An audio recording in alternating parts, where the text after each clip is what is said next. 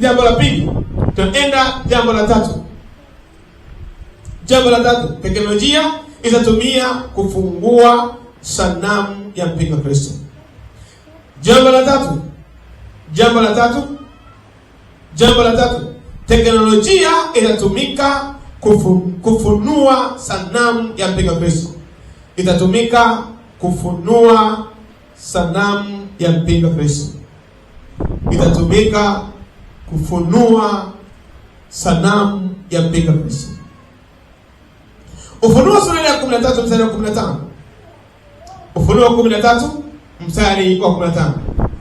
Unasema akapewa kutia pumzi katika ile sanamu ya mnyama, hata ile sanamu ya mnyama inene, na kuwafanya hao wote wasiosujudia sanamu ya mnyama wauawe.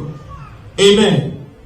Akapewa kutia sanamu pumzi katika ile sanamu ya mnyama, hata ile sanamu ya mnyama inene, na kuwafanya hao wote wasioisujudia sanamu ya mnyama wafanye nini? Ndio Yohana alionyeshwa katika maono sanamu ikitiwa pumzi, lakini ikiwa na uwezo wa kunena, ikiwa na uwezo wa kuzungumza, ikiwa na uwezo wa kufanya vitu. Amen. Ikiwa na uwezo wa kufanya kitu. Na anasema yeyote ambaye alikataa kuisujudia, alikataa kuiabudu, alikataa kuisujudia, alitakiwa kuuawa.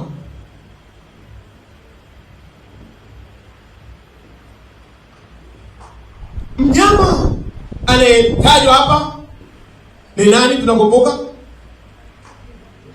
mnyama anayetajwa hapa ni nani? Ni mpinga Kristo. Ni mpinga Kristo. Sasa sanamu aliyoiona Yohana ni sanamu ambayo aliiona sanamu kama sanamu. Kwa wakati ule aliiona sanamu, kwa sababu teknolojia ya sasa haikuwako.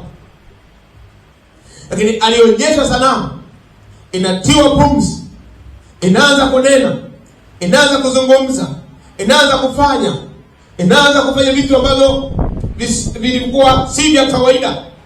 Na manake yule mnyama akataka iabudiwe na kusujudiwa. Manake hata wewe na mimi, kama tungepewa neema ya kuonyeshwa sanamu hiyo, manake na sisi tungeiona kama sanamu, kwa sababu hakuna kitu kingine ambacho kingetufanya cha kuitofautisha ile sanamu na kitu kingine, kwa sababu kulingana na teknolojia iliyokuwepo nyakati hizo. Lakini sanamu aliyoiona Yohana ilikuwa ni roboti. Amen. Ilikuwa ni mfano wa roboti. Ilikuwa ni mfano wa roboti ambaye ana uwezo wa kuzungumza, ambaye anaweza kufanya chochote ambacho anaweza kufanya kitu badala ya mtu.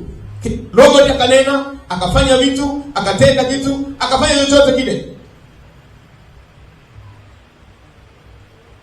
Na ndio maana leo utakuta sasa kwa sisi ambao tupo kwenye nyakati hizi, kuna kitu ambacho tunakiona hata kwenye simu yako. Sasa hivi kinapigiwa kampeni, kinahamasishwa duniani kote. Nchi zote zinahamasishwa kuingia katika mfumo huo wa kirobot inayoitwa artificial intelligence. Mpaka watu wengine tunatumia, lakini wengine hatujui. Maana kwa Kiswahili akili bandia. Amen. Ni akili nini? Akili bandia.